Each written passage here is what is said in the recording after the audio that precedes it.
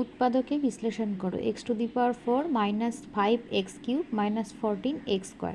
দেখো এখানে 4টা এক্স আছে, এখানে 3টা আছে, এখানে 2টো আছে, তাহলে আমি x² কমন নিতে পারবো।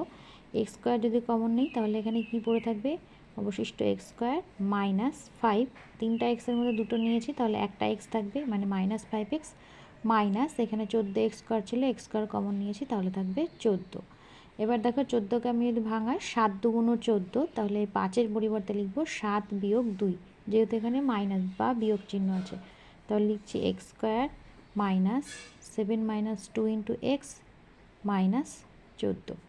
তাহলে x² into x² minus 7x minus মাইনাসে প্লাস 2x মাইনাস 14।